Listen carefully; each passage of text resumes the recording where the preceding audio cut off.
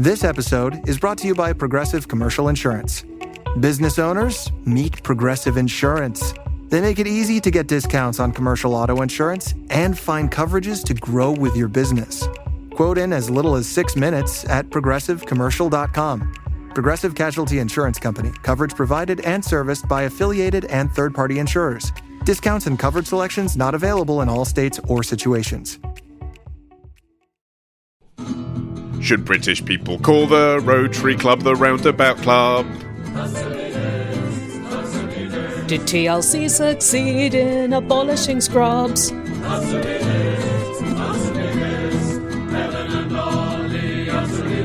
News you can use if you've been wondering how you can get some peafowl to decorate your property. And who hasn't? Here's peacock intel from Michael from New York and also Tasmania, who says, about 15 years ago, my parents decided it'd be nice to own peacocks, not knowing at the time how early they make a terrible noise, nor how much they shit everywhere. I feel the same about children. My parents found a public park that was giving away 4 peacocks. That should have been a clue that people don't want them. There's no such thing as a free peacock. So the saying famously goes. The peacocks were a mere 4-hour drive away in Launceston, Tasmania. They lived south of Hobart. That is a drive. My father drove to Launceston, put a burlap sack over each peacock, tied it off, then placed them in the boot of the car. Does your dad work for the CIA? 4 hours later, aside from having shat quite a lot in the car, the peacocks seemed no worse for wear. It's hard to tell the psychological toll that this would have taken on peacocks. Strongly agree. But then some birds are soothed by having a bag put over their heads because they think it's sleepy time. That's the whole plot of Danny Champion of the World, isn't it? To be fair, it's not the whole plot of Danny the Champion of the World. There's also that side plot about something in school. Michael says, we kept the peacocks for several years until a lawsuit from a neighbour made giving them away seem like a better idea. Wow. The upshot is you can apparently just put your peafowl in a sack and chuck them in the boot of your car. You should probably lay down a tarp first. I hope this information never comes in handy. I suspect that story is more Tasmanian than British, though, Michael. I mean, thank you for sharing, but I can't imagine if you called up a peacock breeder in the UK, they'd say, sure, just turn up with a sack and let it loose in your Volvo, no problem. Yeah. I just don't think that would happen. But they're not covered by rules governing wild birds, as we said in the last episode. Well, you can do it, but that doesn't mean that I think you'd find a breeder who would acquiesce, that's all I'm saying. We've had the following question from Will, who says, I had always thought letting wine breathe was bullshit, but now I wonder. And I wonder what seismic shift has occurred in Will to make him reevaluate this. Ollie, answer me this. Is letting wine breathe a pretentious waste of time? Well, before I answer this question, Helen, I should, as a matter of public service, emphasise that if you're going to let some wine breathe, what you should do, apparently, is decant it into a proper... Well, I was going to say proper decanter. You probably don't have to buy a special thing, but certainly, you know, a jug or something, or even just the wine glasses you're going to put it in. Because if you just take the cork off and, quote, let it breathe, which is what I was doing for literally 20 years, that apparently does fuck all. Is that because there's such a narrow aperture that the oxygen exchange is minimal? Yeah, exactly. It was very elegantly put. Yes, that is the reason. It's not just a conspiracy by Big Decanter. However, there is some justification to decanting some wines, which is why decanters do exist. And those wines are the ones that have the highest level of tannins. So reds. The reds, exactly. Whites do have some tannins, apparently, but not enough to benefit from allowing more oxygen in. And that's why red wine glasses traditionally are wider, because they have an increased surface area, so there's more oxygen exposed to the wine. Whereas white wine glasses, you can use smaller ones. So what does the oxygen do? Does it break down the tannins? Well, yes, but there's another reason. They reckon the whole idea of decanting red wine in the first place, the justification came around that it was to do with the tannins, but actually it may have been, and people were too polite to mention this in 1860 whatever, that the sulfur dioxide they used to use was so strong that it smelt of eggs when you opened up a bottle of fine wine. Oh, is that like a preservative, is it?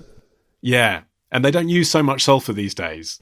Oh, that's nice. But then they did. But apparently you are at risk of ruining a very old wine by giving it too much contact with oxygen. Oh, interesting.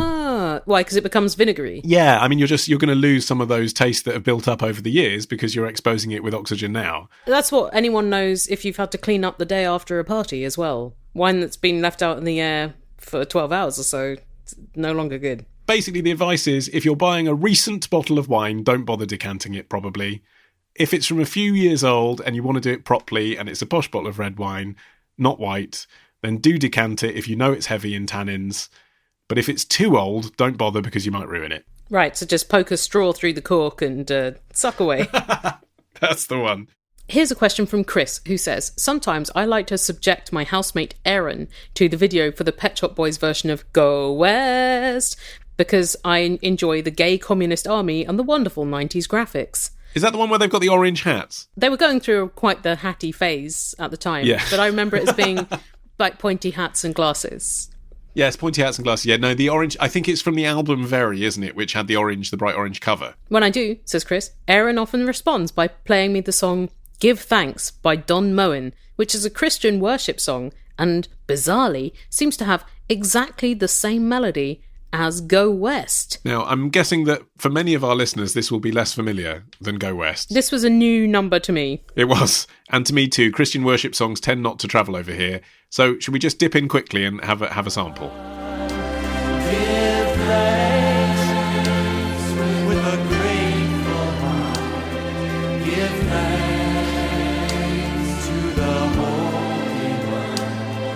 Give thanks because He's given Jesus Christ,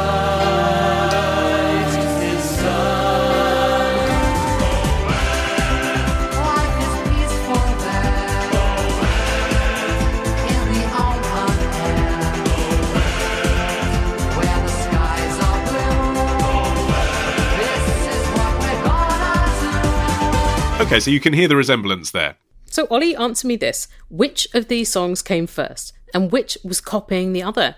Did the Village People decide to turn a Christian song into a big gay anthem? Or did a Christian want to change Go West to make it more wholesome and godly? I wouldn't say that the tunes are exactly the same. I would say that the first bit of the verse is very similar, but overall, I'd say they're 20% the same. Do you think that anyone else has noticed the resemblance? Or is there just no other overlap for these two songs, except for Chris and Aaron? Well, there is actually, and that's what intrigues me. Because if you look superficially, Don Moen recorded the version we just listened to in 1986. That's kind of the one that everyone who knows their Christian worship music knows. And so it sounds like, okay, if anyone nicked off anyone, then obviously Don Moen nicked the song from the Village People because the Village People's Go West came out in 1979. Ah. But the Don Moen version is a cover. And it was written by Henry Smith in 1978, a year before Go West came out. And it wasn't the kind of thing where there's a songwriter who begat the two songs secretly behind the scenes. No, definitely not. Henry Smith claims ownership of... the full title, in fact, is Give Thanks with a Grateful Heart. And the Village People's song was written by 3 songwriters, none of whom I think, by the way, were the people dressed up in the costumes that we saw on Top of the Pops, but that's by the by. And, you know, very much from a different culture than Henry Smith, who I think was a pastor, or certainly anyway was on the circuit of, like, evangelical, I don't want to call them shows, but travelling around churches talking about Jesus, you know, one of those. Yeah. Give Thanks was his only published song out of 300 unpublished compositions. And that does, to me, point towards a smelly rat a bit. I do wonder whether it's possible that Henry Smith had heard Go West, because just because it came out in 1979, I'm not sure when it was written. Yeah. And I wonder whether, I'm not alleging, but if he was a secret frequenter of gay clubs in the late 1970s, it's possible that he could have overheard that, or someone who overheard it relayed it to him, and he inadvertently adapted it into his song. Or equally, it's possible, possibly more likely, that one of the writers for the Village People was a Christian who saw him on his church tour around about the same time, and it became Go West. So there is a suspicious overlap in the closeness of the dates, but neither party has ever sued each other, so basically, we'll never know. I guess the point is that the obvious reference for both songs is Pashel Bell's Cannon. Yeah. That's what it sounds like, which the Pet Shop Boys played up in their version. I'll tell you the thing that I enjoyed actually researching into this question as well, because I don't spend a lot of time in Christian YouTube, but seeing the quality of commenters that you get. Normally, if you look beneath the fold on a YouTube video, the most popular comment is usually pretty rough, isn't it? It usually says something like, "Oh, that guy's so fat, I'm going to barf." Hashtag kill everyone. That's why we don't go to YouTube to read. Exactly. But it's quite sweet. If you look at the Don Moen YouTube video, like all the comments say things like, "If you're watching this video, that means you are blessed and safe under the presence of our Lord. God bless you." Oh. I mean, I just thought, okay, well, that's nice. Maybe you could put comments on YouTube videos that are just like, "Have a nice day. Yeah, exactly. Hope you enjoyed this." To counteract all the fuck off and die. Yeah, exactly. That seems to me like the 21st century way to interpret Jesus' message, actually. You know, dial down the kind of Jesus will save you stuff. Have you heard the good news? I mean, we've all heard it. But just go for like, well done for finding this. Here's a question from Ashley from Adelaide, South Australia, who says, Helen, answer me this. Why are cat o' nine tails called cat o' nine? I don't know what a cat o' nine tail is. It's a whip, isn't it? Yeah, it's a whip with 9 strands.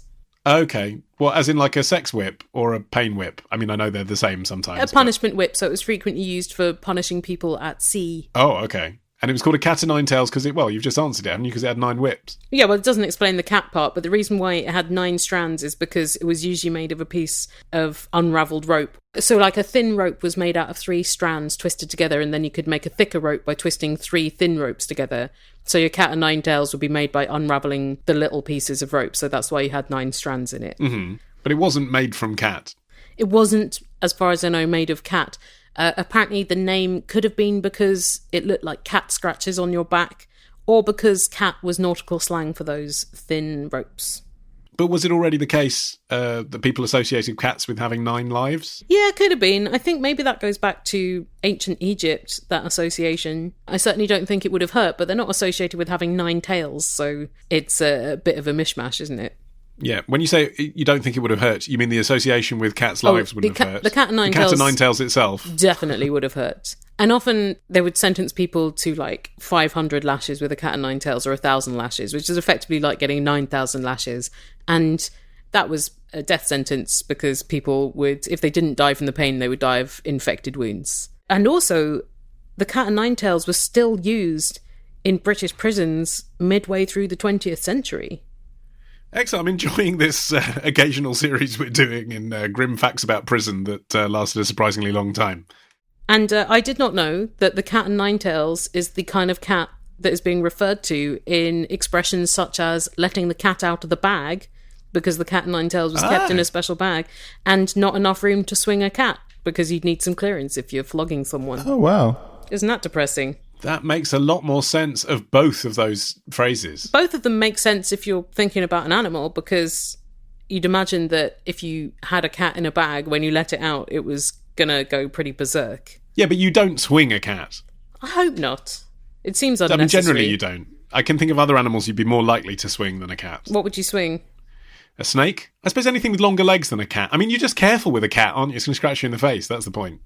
That's true. I was thinking you mean you're careful with a cat because you don't want to damage them, but it's because you don't want them to damage you because they're not afraid of retribution. Whereas if you already are holding a snake, I'm not saying it feels like a natural thing to do to swing it around your head, but more natural than a cat. But then if you say not enough room to swing a snake, people might be like, what, is it like a foot-long grass snake, or is it How a long's a snake? 15-foot-long big scary snake? I can see why they shut your zoo down. If you've got a question, then email your question. Answer me this podcast at googlemail.com. Answer me this podcast at googlemail.com.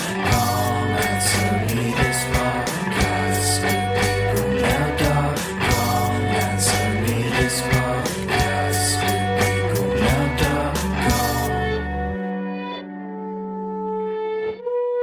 That was a cover of our email jingle by listener Ben, and his girlfriend Alex. Ben says, Alex and I have tried and failed to make music together, or music that's good enough to leave the hard drive, except we did manage to finish and be proud of this cover of the Answer Me This email jingle. That's good enough, isn't it? I mean, it might not be the musical legacy you wanted to leave behind on this planet, but you've achieved something. You can't necessarily choose your legacy, can you? Exactly. Ben also makes music under the name Ban Summers. If you enjoyed that and want to check out more that's not Answer Me This podcast at googlemail.com. I love the fact that even in 2019, people are still recording any lyrical content that includes the words googlemail.com. I know, right? We get asked quite frequently why we have that as our email address, and it's because at the time in Britain you couldn't sign up for Gmail as the extension. That's the reason, and that's why we don't talk about it on the show, because it's not entertaining, it's just a fact. But then once you've got like 15 email jingles saying Google Mail, you're going to stick, aren't you? You're going to stick. Even though you're allowed Gmail in Britain now. This episode is brought to you by Shopify. Upgrade your business with Shopify, home of the #1 checkout on the planet. Shop Pay boosts conversions up to 50%, meaning fewer carts going abandoned and more sales going cha-ching. So if you're into growing your business, get a commerce platform that's ready to sell wherever your customers are. Visit shopify.com to upgrade your selling today. Here's a question from Joe, Zoe, and Rosie, who is 2 months old. So I'm wondering how much input Rosie has really had into this. I'm sure she's been crucial in writing this email. Challenge TV have recently started showing reruns of the only primetime show where you can watch people whacking the shit out of each other with a giant earbud, Gladiators. Is it the only one? Well, I've not watched the revival of Blind Date with Paula Grady, but I assume so. It's just cleaning each other's ears out. Now, that would be a great dating show, wouldn't it? They've tried every other spin on it. Joe, Zoe, and Rosie tokenistically say, it amazes us how they managed to fill the Birmingham National Indoor Arena every show. So we came to the conclusion they must record multiple episodes in a day with all the foam-fingered friends and families sat in different parts of the arena to help fill it. Well, I mean, before we go any further, I disagree with the premise of this question, I think. Absolutely. I think and what you're saying is it wasn't big news to go and watch Gladiators in 1994. What the fuck else were people doing? Waiting for my bar mitzvah? Apart from that, what else was going on? There were 4 channels in this country. Only 2 of them would have potentially shown a show like Gladiators. And it was on a Saturday night. Everyone watched it. Yep. All the gladiators were hotties. Why wouldn't you want to be there? It was free. Yeah, right? I'd never seen a foam finger until Gladiators. That's why the audience went, Helen. Can you feel the power of the foam finger? They're everywhere. Although, fun fact about the US version of Gladiators, which was the original, in the first season, they didn't have much of an audience, so the set designer painted faces on plywood and put them around the arena and then dimmed the lights.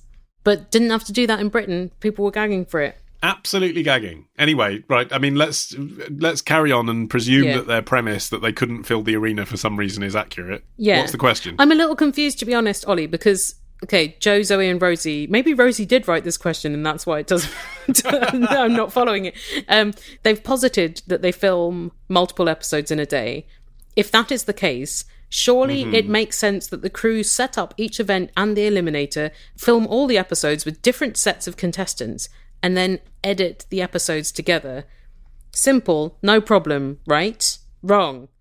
In each episode, the hosts Ulrika Johnson and John Fashanu consistently wear the same clothes at the start and after each event, which suggests they film each episode separately. So, Ollie, answer me this: how do they film Gladiators? I'm not following this at all, Ollie. Can you explain what's the matter with this? Okay, well, I mean, I'll answer the question: how do they film Gladiators first? Because and then we'll go back to your inconsistencies.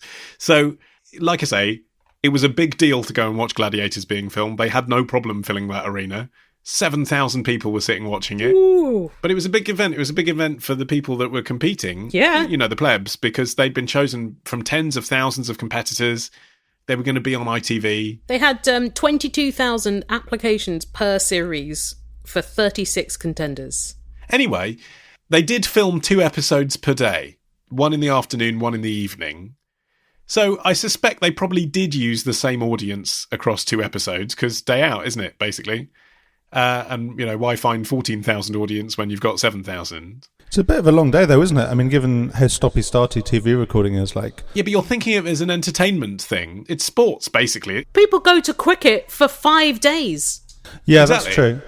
So if you're a fan of watching people run up a backwards escalator, then you'll watch that, go for lunch, come back and watch some more, I would imagine. They also had a compere called Bobby Bragg, who it sounds like he was a pretty great warm-up act, and he would get people out the audience to dance with the cheerleaders or try out things like the wall. Wow. Or duel. That's fun. Wouldn't that be That amazing? would be the most exciting thing that could have happened to you as a 12-year-old, isn't it? Absolutely, unless you break your spine. I'm going to say, yeah, both of us as children hated audience participation and were not particularly sporty. I would have been interested to watch another 12-year-old be pulled out of the crowd willingly to do that. Actually, of all audience participation, I'd imagine that would be young Helen Zaltzman's worst nightmare, wouldn't it? You could say the odd pithy thing when they put the microphone in your face. But ultimately, 7,000 people are going to laugh at you falling over. Yeah, hard no on even having the mic put in my face, but to be humiliated at a sport, the running theme of my childhood, in front of 7,000 people, certainly not. Yeah. But also, why wouldn't Ulrika Johnson and John Fashanu wear the same clothes and then change them for the next episode? All right, what they're getting at in the question is did they just film the wall on one day, get the whole series Yes, of contestants? exactly. Right. No, you can see on the long shots that they've got several events set up at the same time. Exactly, Come just on. like actual gymnastics, which it's based on. Like it's like watching an Olympic day of gymnastics, isn't it? You've got 4 or 5 events all happening in the same building. I think it is possibly the case. I can't find any data on this, but I think it is quite likely, if you think about it, because it's such a big build, that they may have filmed the Eliminator bit for both episodes, the bit that is common for all episodes. I could imagine that they may have filmed that for both the episodes they were filming on one day last. Everything else is fairly straightforward to set up and take down. So I think it's not a case of, although let's be honest, it's fairly easy for John Fashanu to change his waistcoat as well. Well, you don't know. You don't know what he goes through. Nonetheless, I think it's fairly easy to just film the episode in sequence, apart from possibly the last bit. So Let my me blow guess your is- mind, Ollie. Go on. The fastest time recorded for the Gladiators crew to set out the Eliminator course was 9.5 minutes. Wow, that doesn't sound safe. They used to film the whole series in 5 weeks. So they would do 2 episodes a day and the international specials and the celebrity special. Then the rest of the year, I guess they were recovering from injuries and touring. There was a massive live tour of this. So when you say, God, how did they fill the crowd with people going to a free recording? People were paying also to go to see it live. They did 100-date tours. Wow. It's like the X Factor, isn't it? There was such a long waiting list to go and watch the thing live that there was just a built-in audience ready to get the tickets. I was interested to find that the original show was inspired by the 1987 Arnold Schwarzenegger film The Running Man, which I thought was a kind of dystopia thing. Is it the one where he gets sent to look after a kindergarten? He's the PE teacher. I was interested to read about the origins of American gladiators that begat the British gladiators, which I think apparently was more popular and higher budget, the British version, which is often not the case. Yeah, I think it's fair to say almost always not the case. In the mid-80s, an Elvis impersonator named John Ferrero and an ironworker named Dan Carr put on a fundraiser for people in the town of Erie, Pennsylvania, in a high school gym, and it was their rethinking of the ancient Roman Colosseum, and it worked as a fundraiser because 5,000 people showed up. Bloody hell. Yeah, and he filmed it and then tried to sell it as a scripted TV series, so as a fictional one. What an American approach. Right. I mean, all round, dream big. Let's recreate the Colosseum in Erie, Pennsylvania. Yeah. Then let's sell it as a TV format. I mean, no one organising a summer fete in a secondary school in Britain thinks like that. Right, well, we had tug of war at school fates, didn't we? Sure. But no one said, let's sell this to ITV. Yeah, right. Britain's just not thinking coconut shy. That could be primetime entertainment. And eventually someone was like, you know what, not a script, just make it kind of like sport. I think what's great about it is the budget that was available to be poured into a TV format, in the knowledge that there was nothing else. I mean, this basically, it went into the Baywatch slot, didn't it? So it was basically like like Baywatch, for 13-year-olds, but also for their pervy parents watching the people in lycra and spandex. So they knew they had a win. And I think also the element of having members of the public, that was interesting, right? Because then, you've really got some skin in the game as the audience. You can put yourself in that person's shoes. Also, quite a lot of the gladiators were people that had auditioned to be competitors, and then they often had gladiator shortages because of injuries, so they would bring them in to be gladiators. Gladiator shortages. The ambition and the scale of the funding of the production is the thing that you look back on now and you just think there's such a paucity of that. Not on, Amazon and Netflix and stuff, but on ITV.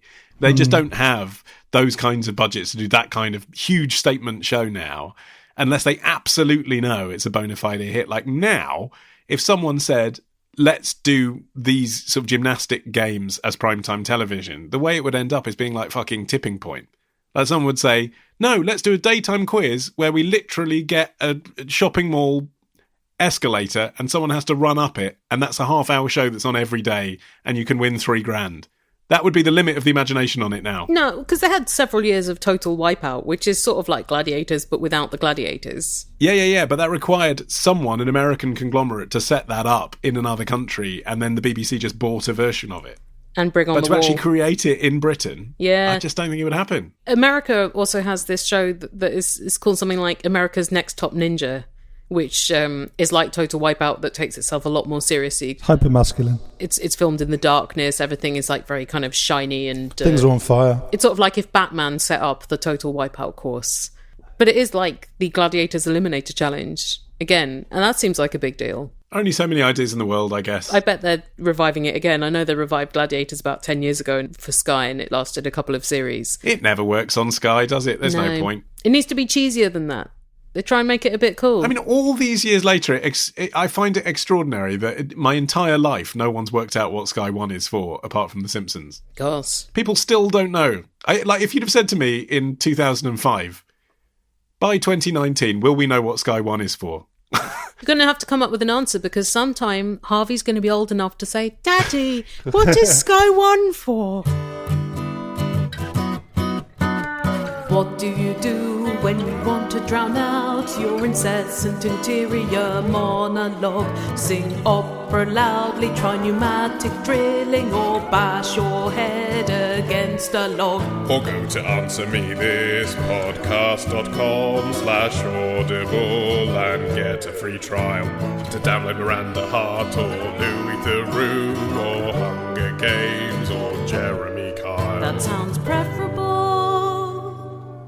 Oh, it's good to hear that again. The Audible offer is back. Yay! Spray it on walls all around town. Tell your friends. Don't spray it on walls all over town. Someone's going to have to clean that up. Yeah, I suppose what I meant was more like virtual walls, hashtags, Okay. that kind of thing. Don't do graffiti. Run to Twitter right now and say, good news, everyone.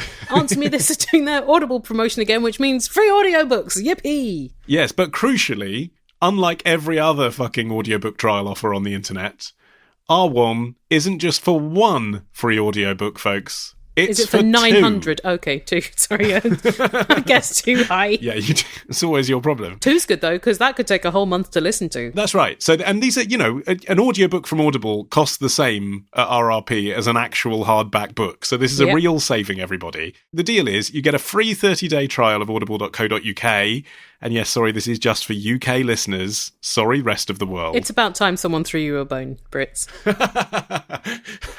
Yeah, and even after Brexit, you get to keep not one, but 2 free audiobooks that you downloaded as part of your trial, even if you cancel your trial membership. You do have to put in your Amazon user details so that you can sign up, but you do not have to pay a thing. You can cancel before paying anything after 30 days, and you still get to keep the books forever. But Ollie, what if I've already taken out an Audible offer at answermethispodcast.com/audible at some previous point in the last decade? If you have tried the offer before, but you're not currently an Audible member, then we do have an offer for you as well, and that is half price Audible membership for 3 months. Oh, brilliant. So it's $3.99 a month for 3 months. Yeah.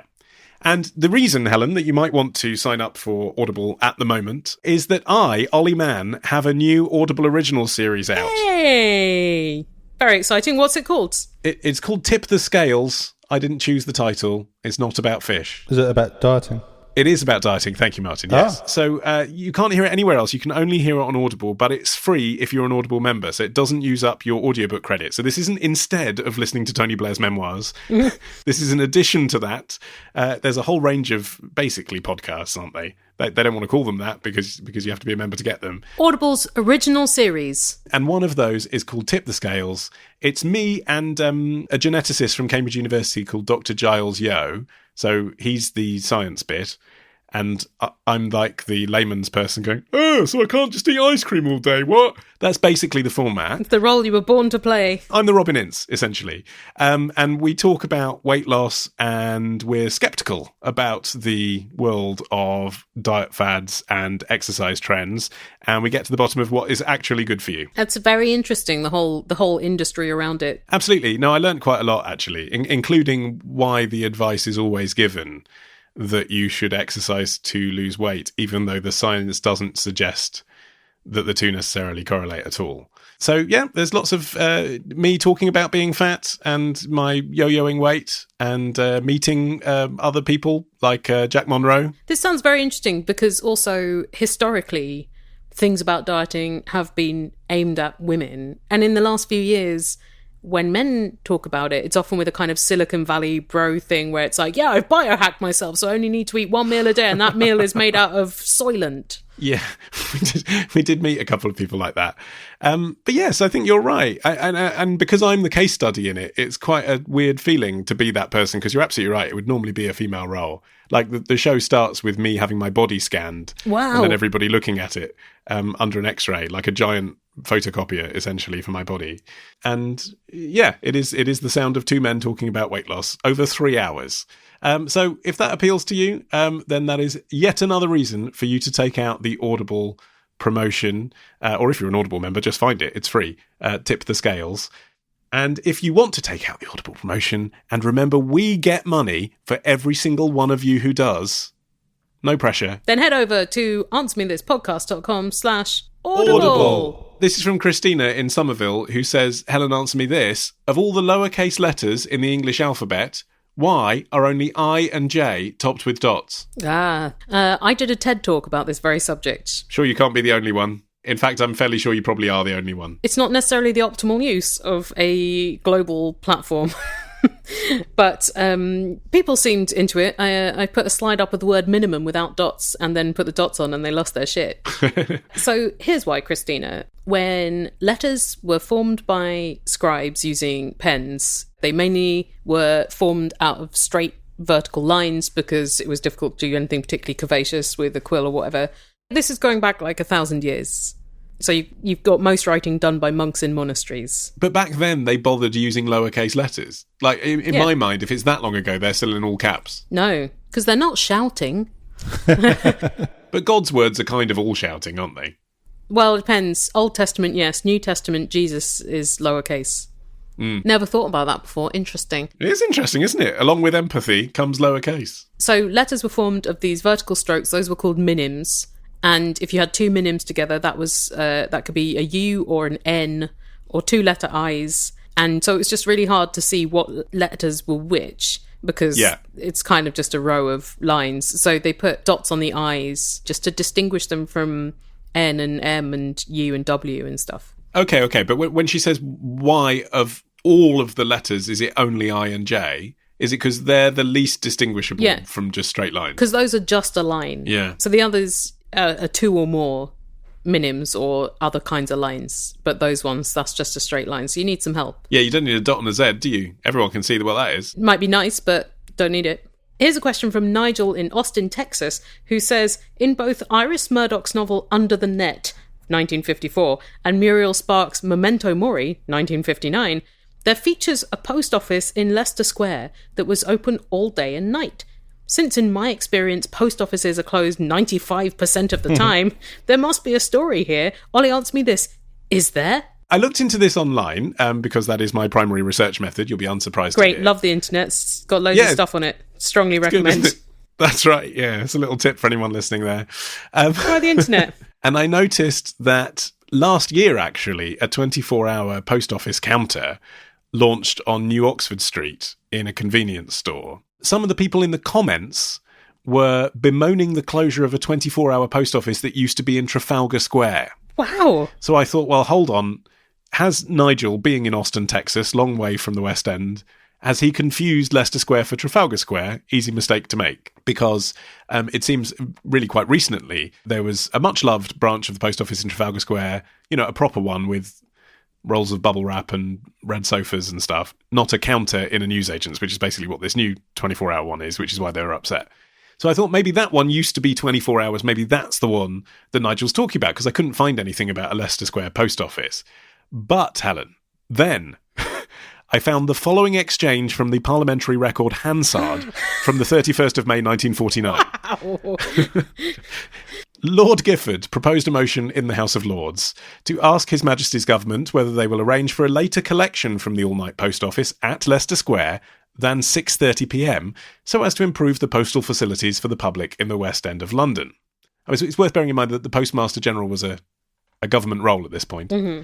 The Minister of State for Colonial Affairs then replied, "My Lords, the question of a later collection from the Leicester Square Post Office is being considered by my right honourable friend the Postmaster General, who will inform the noble lord in the near future of his decision." And then Lord Hawke chipped in, somewhat snidely, I feel, saying, "My Lords, arising out of that, will His Majesty's Government guarantee to pay as much attention to the needs of the consumers in this matter as they do to those of the post office employees?" Wow. I think we know where Lord Hawke was coming from politically. Yep. So, it was obviously a novel thing at the end of the 1940s if it was being discussed in the House of Lords, this thing in Leicester Square. So there you are, no surprise that it made its way into two novels. And so what I'm interpreting from that is that probably as part of rebuilding London after the Blitz, it was decimated by the war, it wanted to be a dynamic international city. I think the reason that this move by the Postmaster General to have a 24-hour post office was symbolic of London being a progressive, positive, modern city. Well, also, people were dependent on the post then and many decades after that. Which is why there was this now defunct minister role of Postmaster General in government, which, by the way, is not my favourite now defunct minister. I prefer Keeper of the King's Conscience. Oh, what happened to that role? It became Lord Chancellor, so it still exists, amazingly. That seems like a different job. Yeah, exactly. I agree. I think Keeper of the King's Conscience possibly never did their job as described, which is why it got phased out. And then anyway, believe it or not, by digging around more for terms of Postmaster General on Hansard, I did then find also a parliamentary question to the Postmaster General in 1947, asking whether he would consider extending the opening hours everywhere else because of the long queues that had been forming at Leicester Square. So it was obviously a bit of a sensation. So I think it was that this idea, this concept was something that moved people. Huh. And I guess it was a laugh, wasn't it? Going along at 2:00 in the morning to post a package. Wasn't anything else to do in London. Yeah, well, I assume that if you were in a business that ran during the night, it could be quite expedient to be able to do that at 2 in. But also, it's a place to meet people. I mean, in a way, when you think about it, pre-internet chat rooms, maybe a late-night post office was the 1947 equivalent of being on Snapchat. I do love a late-night / 24-hour place like a diner or even a late-night supermarket. Me too, although I used to work overnights and I used to clock off at 4 a.m. In Leicester Square itself? In Leicester Square itself, indeed, yeah. And I used to go to the supermarket at 5 in the morning. Have you ever actually been at 5 in the morning? You're saying you love the supermarket. You love 24-hour supermarkets. Have you actually been in at 5 a.m.? Oh, yeah. When they're, changing the shelves and stuff. You feel like you work there when you go there. It doesn't feel like you're a customer. There's no one there to help you. It's just a load of people stacking the shelves. There's cardboard boxes all over the floor. People yawning and sleeping. I think that's why I like it. I like seeing behind the scenes of things. And also I like people not paying me too much attention in service environments. That makes it sound like I'm a thief. I'm not. I just don't. I just don't like to have to interact with humans that much. Fair enough. Then that is a good choice. Do you happen to know when this post office shut down? Because I'm wondering whether it coincided with a rise of people being pissheads in London or something, which meant they were like, oh, there's too many people just coming into the post office at 3 a.m. trying to smash the windows or abusing the staff. I don't know when it closed down, but I wonder if the post office tower, which is now British Telecom Tower, I wonder if that opening in the 70s might have heralded the era of all of the big post stuff being relocated to there. Right. Change the centre of post. Yeah, why would you have a 24-hour office in Leicester Square if a mile down the road you've got this massive fuck-off tower. So that's my guess, but it was around that time, late 60s, that it seemed to close. So the 60s swung, but not 24 hours for people who like posting things. No. I know that my baby is the absolute best. I put Facebook photos up daily and my friends are impressed. Apart from ones who block me because they're jealous. Because their babies are so ugly. Well, why not build a gallery of your kid on Squarespace with special pages for its cute feet and cute hands and cute face, so my Facebook feed won't have your kid all over the place. He looks like a scrotum. Thanks very much to Squarespace for sponsoring this episode of Answer Me This, and for allowing you to construct your own website very simply and very quickly using their drag and drop tools and award-winningly designed templates. Yeah, two of the nominees for Best Documentary Feature at the Oscars this year had Squarespace websites, apparently. Really? What were the other three using? I don't know. I don't know, and we're contractually prevented from mentioning rival services anyway. It's some inferior competitor. Some inferior competitor is absolutely right. In fact, that sounds like the name of a film that would be nominated for Best Documentary Feature. But anyway, it goes to show, doesn't it? The big guns do it, Helen. If you're a creative, you really don't want to be looking anywhere else to create your website. Yeah, and you do want a website. If you're doing any kind of project of your own, yeah, it feels like it doesn't really belong to you. If you have a podcast and you're just using your host as your website, that's not a website. Get your own. Yes, I absolutely agree. And then that's the thing. That's why it's not really a surprise that films use the website, because, you know, what is a film? It's not an ongoing project, is it? But it needs its own destination online. Right. So if you want to try out Squarespace, head to squarespace.com/answer. There's a 2-week free trial. But then if you want to sign up, you can get 10% off your first purchase of a website or domain if you use our code ANSWER. Here's a question from Aaron, who says, I'm a student at university in Aberystwyth, and I really want to get a pet kitten. Right. I know I can hide it from the university accommodation staff, but next year I won't be allowed any pets in my house, presumably when he's living out of halls. I'm unsure whether I'll be able to hide it from the letting agent and landlord for my next year's house. I know it'll be a risk, and I could be fined by the letting agent and landlord. Well, everyone would lose their deposit, so that would suck. Yeah. So, Ollie, answer me this. Is it worth risking getting a kitten now, or should I wait another year and a half? Well, first of all, I'm not sure you can convincingly hide it from the university accommodation staff this year. No. You seem very confident that you can. Where's it going to shit? What if it tears up the carpet? What if it makes a load of noise? Aaron, why have you got a litter tray in your room? Yeah, exactly. Just, I like the look. That's also a health risk for you. You can live next to a cat that's crapping in the same room as you, but especially if you're trying to hide it, it's maybe not a good idea. It's a lot of responsibility as well. It is. Like, you can't go away. Or you have to get someone else to be complicit in looking after the cat. And actually, I also disagree with your premise that it would be worse somehow to be uncovered by the letting agent and landlord next year. I mean, as Helen says, yes, you could lose your deposit. That would be bad. But actually, I think it'd be far worse getting discovered by the university if they took their terms and conditions seriously and kicked you off your course. That would be far worse than being discovered by the letting agent, wouldn't it? The implications could be much bigger. They might not kick you off your course, but they might kick you out of halls, which would land you in the same problem of having to find accommodation that will accept your cat. Yes, and unsubsidised accommodation. You may not have the budget for that, so thereby effectively kicking you off your course. So, I'm going to say something that you're not going to like here, Erin. I'm sorry. I know you've asked the cat guy. You probably wanted me to tell you that you should get a cat and how to do it. Yes, move heaven and earth. Yeah, exactly. I think, honestly, even taking all your specific circumstances out of the equation, if you're moving regularly, you shouldn't have a cat anyway. Cats don't like it. No. They're territorial. The only way around that, and it's really weird, is to make you the territory, like street cat named Bob. But then you're definitely not going to keep it quiet around campus, are you, if you're walking around with a cat climbing on your back? So the cat is going to want to be attached to a property of some description. If you keep moving him or her around, that's going to be disturbing to the cat. You're being a bit irresponsible by having a kitten at all. And finally, I would say, if you insist on having a cat of some description in these suboptimal circumstances, don't get a kitten. Right. There's too much competition for kittens. It's unfair to the kitten who's got its whole life ahead of it, and also it's unfair on all the people who desperately want a kitten and can give it a good home. Get a cat no one else wants that's going to be put down otherwise, or has cat AIDS or something. Right, so an elderly cat Yeah. where you're just going to give it a last few months of life. And also that cat might not mind as much living in a single room, because that's not a lot of room for a kitten to be stretching itself, learning about the world. Agree.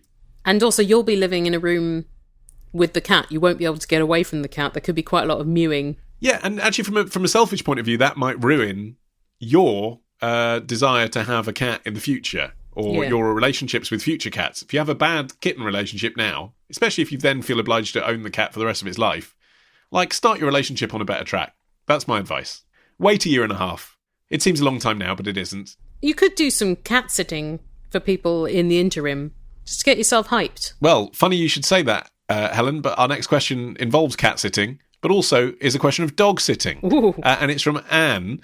She says, I recently signed up for a house sitting service that caters mostly to the UK. She's in the States, I think. Typically, the house sit includes pet sitting, most often dogs and cats. But sometimes peafowl. I've noticed that the dog walking seems quite demanding. Nearly every advert requires a minimum of 2 walks a day for at least an hour each. Now, I'm American, I've owned dogs all my life, and I've never taken my dogs for 2-hour-long walks per day. Maybe I'm a terrible pet owner, or maybe dogs in the UK are different, or maybe pet owners in the UK don't have lives to attend to, so they're free to walk their dogs all day. Yes, that's right, Anne. Helen, answer me this. For how long does the average dog need to be walked? Right, well, that really depends on breed, because there's no average dog. So, like, a beagle needs a lot more exercise than a dachshund. There are some dogs as well that I've come across. We were staying with a friend a couple of months ago, and they've got this enormous dog that's like a polar bear. And they were like, he doesn't walk at all, because it's basically so exhausting just to be such a big dog that he just lies in the garden all the time. So I think the range is usually 20 to 30 minutes for a really small dog or an old dog, up to 2 hours for something very active. But I grew up with Labradors. You say there's no average dog.